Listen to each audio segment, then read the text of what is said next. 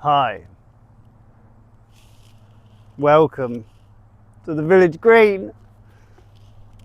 That's where we are. I've found a little shady spot, boys and girls. 34 degrees or some shit today. I could not be bothered to bring all the toys with me, the old deck chair and that. Maybe if you just sit down, you're the boss. Yeah, so I just thought, sod it. It's such a lovely day. Why don't we go and read outside, children? I've been a great teacher. Teach them this. Teach them this. Teach them a lesson. We're going to teach that Blouse boy a lesson. Anyway, ain't going to muck about today. Too hot. We're on chapter 8. So an after 7 and before 9. And then 11 and 12 and shit. 10. Chapter 66. That's the one you want. You wait for that. You fucking wait for that, boys. Anyway. Butch Ransom had wood, quite literally. While Daisy was giving her one-woman performance down at the police station, Butch was a little further up the high street helping his old friend Barbara Ricks board up the broken window of her fabric shop. Fabsolutely Babulous was not big, from the outside at least, but inside it was like a TARDIS. Balls of wool and rolls of fabric were stacked high and deep, belying the building's petite-looking structure. The window had been smashed dead centre. A hole of roughly 2 inches pierced its glinting surface, and cracks spread out like a spider's web for a couple of feet from its central point. Butch held up a thin piece of chipboard, placing it portrait ways over the middle of the window, covering the full extent of the damage.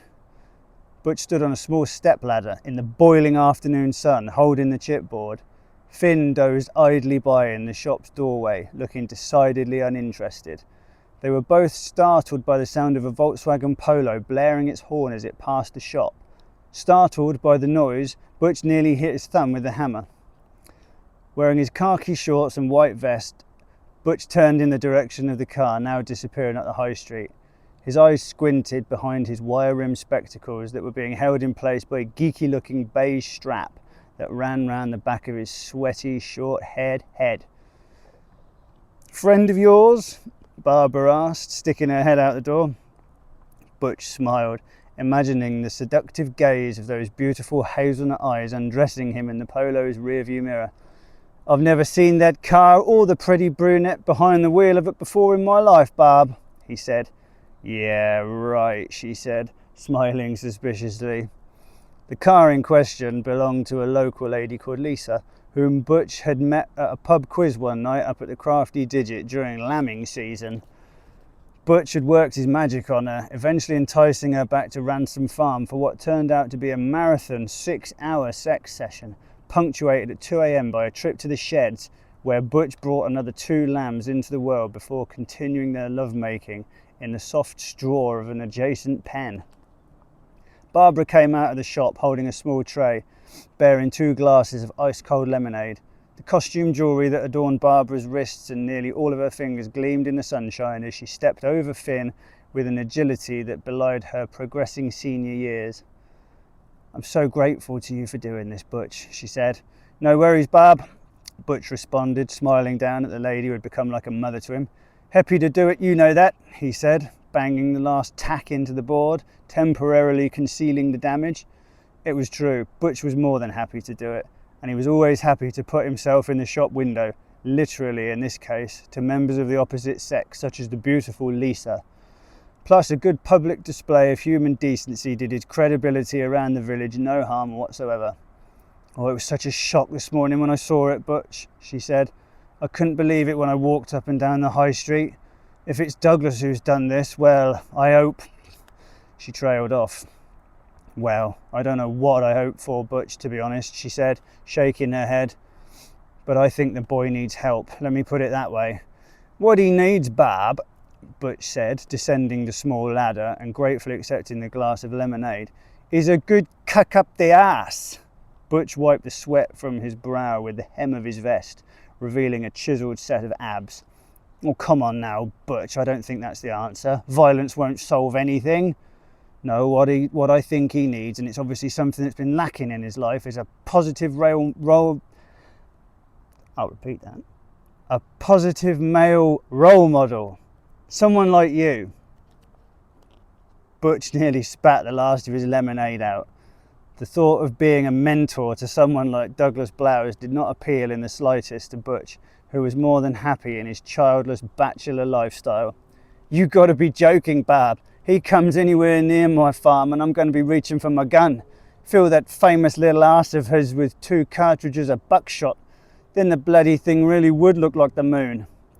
Butch held the empty glass of lemonade up to the sun, the ice cubes in the bottom visibly melting in the heat. He tipped the cold, transparent cubes into his hand, throwing them to Finn in the doorway. Waking from his doze at the sound of the cubes hitting the pavement, Finn gratefully crunched on the ice before resting his head back on the pavement. "Don't suppose you've got anything stronger, have you, Barb?" Butch inquired, holding up his empty glass and giving it a little shake. Barbara frowned suspiciously at Butch, then smiled. "I might have something out the back, I suppose," she sang, "seeing as you've done such a good job." "Truth be told, Butch, I had one earlier myself to steady my nerves. I know it was a bit early, but, well, like I said, I was in shock." "Atta girl," Butch said, folding the ladder and leaning it against the wall before retreating back into the shop with Barbara. Finn rose sluggishly and followed on behind them. Butch leant up against the shop counter, looking at the broken window from inside. It was so much gloomier in here, with the board now covering over 2/3 of the window. The vibrantly coloured rolls of fabric, balls of wool and other sparkly accessories housed within Barbara's Aladdin's cave of colourful creations were now decidedly subdued in the half-light afforded by what glass remained uncovered. A woman walking past caught his attention, disappeared out of sight, momentarily obscured by the chipboard before popping out the other side. She stopped outside the shop hesitantly before giving the door a gentle push. "Hello," she said, poking her head into the darkened shop. "Good afternoon, madam, and how may I help you on this beautiful afternoon?" Butch said in his best salesman's voice, beaming a broad grin at the woman's long, sandy hair, violet tie-dyed top and flowing white skirt. Flowing white skirt. Stupid boy. "Oh, I'm sorry," she said, frowning. "Do you work here?" "More of a supplier, if truth be told. That's some of my produce over there," Butch said, pointing to the balls of wool stacked high on the wall next to the counter.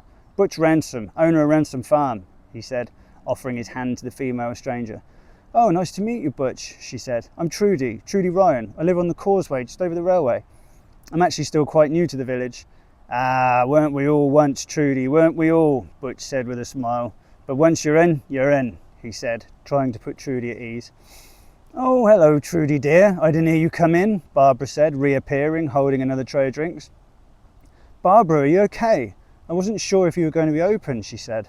"I've seen the damage to the signal box across from the house and the other places on the high street on my way up. Isn't it awful?" Trudy said with concern. "Have they found out who did it? Do you think they might be connected?" "Local arsehole did it, Trudy," Butch said, very matter-of-factly.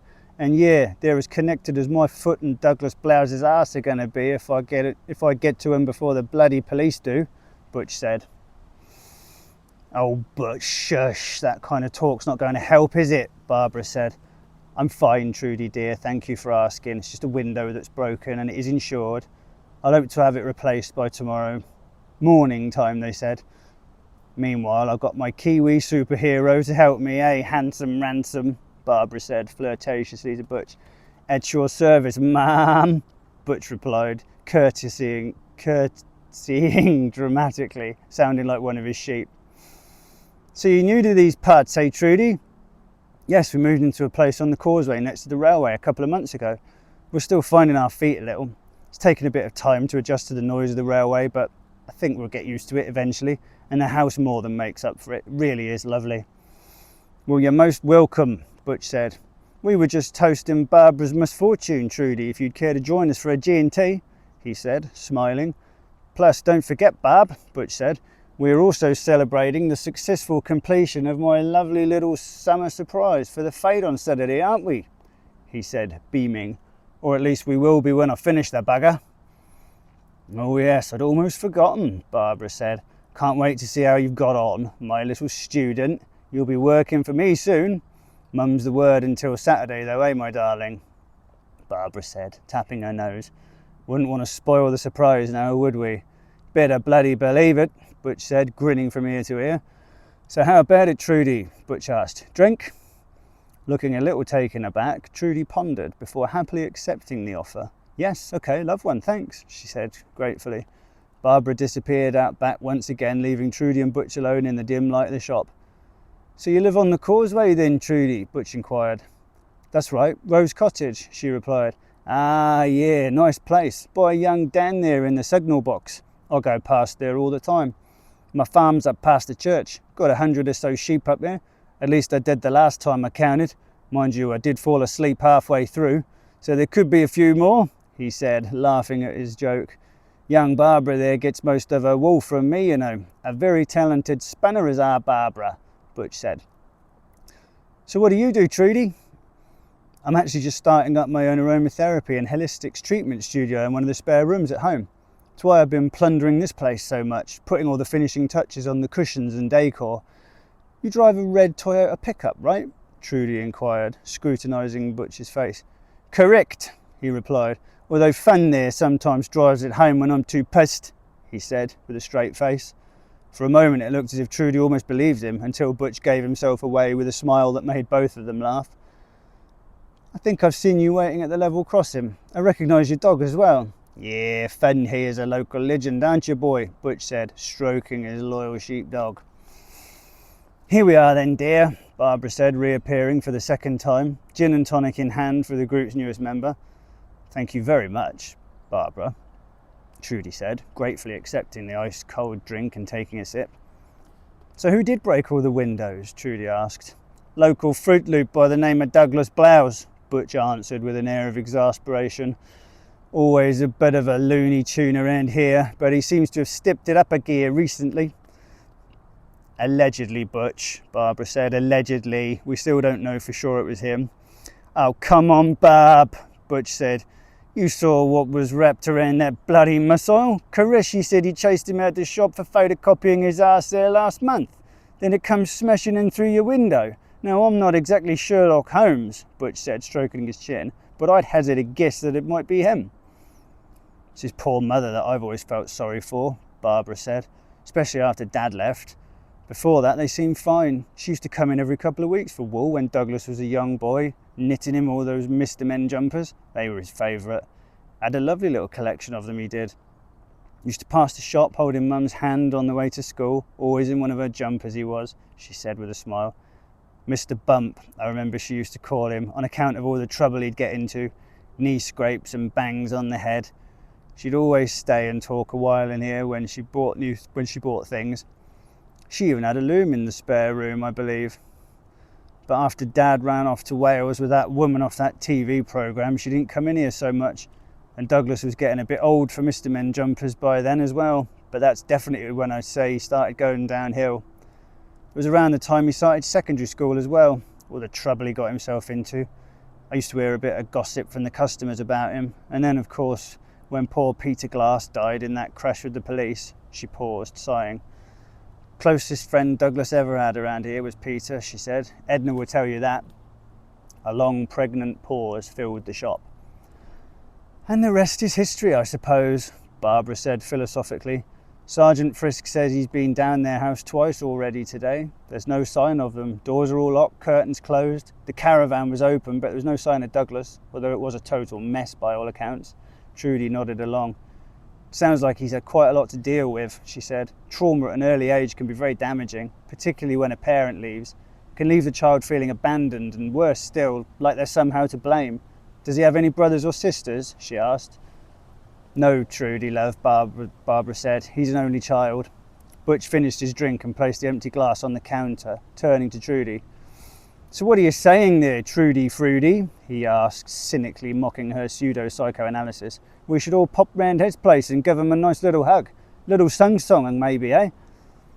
Hey, hey, Douglas, I know you caused thousands of pounds worth of damage around here these past couple of days and pissed loads of people off, but maybe we can use this opportunity to fix them together, he said sarcastically. In fact, I've got it. I know how all this works, Butch said, clicking his fingers. Douglas is the window, right? I mean, figuratively speaking. Broken? That's how this sort of thing goes, isn't it? Butch, calm yourself down, Barbara said. I'm not saying that at all, Trudy countered. I'm just saying that sometimes it's better to try to understand the individual and treat the cause, rather than having to endure the effects. I did a bit of counselling at my local youth centre in my 20s, and I had to deal with a lot of young kids and adolescents from similar sounding backgrounds. It's not uncommon behaviour. Butch laughed. Put him on the couch and see what you get out of him then, Trudy, he said, because I'll tell you, he's more likely to get a stuffy listening to the trains go by than he is talking about his bloody feelings. All right, Butch, that's enough now, Barbara said, intervening. It's not poor Trudy's fault. Now come on, we're all friends here. I'm just grateful that I've got good friends around me at a time like this. That's more than can be said for Douglas. Butch ran his hand over his sweaty head, feeling a little ashamed of his outburst. Yeah, listen, I'm sorry, Trudy. Didn't mean to get at you there. It's just, well, Barb's been like a mum to me since I came here, and it breaks my heart to see her treated like this. Trudy smiled. It's fine, Butch, honestly. Don't worry. He turned back to Barbara. Gonna be a bloody hot one for the Fete on Saturday, eh, Barb? He said, turning to cheerier subject matter. Gonna be a sweaty one shearing all those woolly buggers of mine, that's for sure. Still, it'll give you some good stuff for your spinning demo, won't it? Absolutely, my love, she replied. Always love doing the Fete, don't we? Doing the little displays for the kids. I'm hoping I might do some in the back room here for the summer holidays, she said. Although I might need a new air conditioner if this bloody weather carries on, she said, putting a hand to her mouth. Language, Bahab, ladies present, Butch said. They all smiled. I'd love to bring my two up here sometime, Barbara, Trudy said. Anything to keep them occupied over the holidays is an absolute godsend. And as for Saturday, you can be sure we'll be there to see you both in action. Good one, Trudy Frudy, Butch said, nodding appreciatively. Tell you what, ladies, Butch said, clapping his hands together. What say we finish up here, then sneak off for another little drink down the digit, eh? Little afternoon refreshment in the sunshine. Bit of team building, eh? It's good for morale, he said, smiling, eyebrows raised, looking at both ladies. That sounds very nice, Butch, Barbara said, but I've got to stay here and do some admin while I wait for the Glaziers to call to confirm when they're coming. And I must phone the insurance company again with some more information. You know what they're like. Blood from a stone sometimes they are. No, you two go. Enjoy the weather, she said, smiling at them both. Butch turned to Trudy, hands on hips, breathing in deeply. Exhaling, he asked, So what do you reckon then, Trudy Frudy? Thirsty? Or have you got plans? She stared for a moment. Butch felt her quietly appraising him. Actually, no, I've got no plans, she said finally. The girls are having an early tea round at a friend of theirs, and Jeremy won't be back till about 7, so yes, I think I could be persuaded. Butch felt an internal thud. Jeremy. He should have seen that one coming. Still, married women did not necessarily mean off limits. Not that he thought Trudy would be a pushover. She obviously knew her own mind, and Butch liked that about her. Atta girl, Butch said, not drawing attention to the issue. After you, he said, leading her out of the shop, Finn following on behind them. And hey, Barb, he called, poking his head back around the door. Anyone messes around with that window who isn't a double glazing salesman, and I'll have me to bloody well answer to, right? Butch language, she said, but thank you, she added with a maternal smile. You two go and enjoy the weather. Have a lovely afternoon. Cheers, Barb, Butch said, giving her a cheeky little wink as they left. We will. There you go. Butch and Trudy. Off on their merry way. A few cock-ups in that one, weren't there, boys? But never mind. That's what it's all about. One last panorama. I was going to read this one from the High Street, but the High Street's a bit busier these days than it was back in 1993. So, plus it's getting boiling. Anyway, we shall leave it there. Cheerio!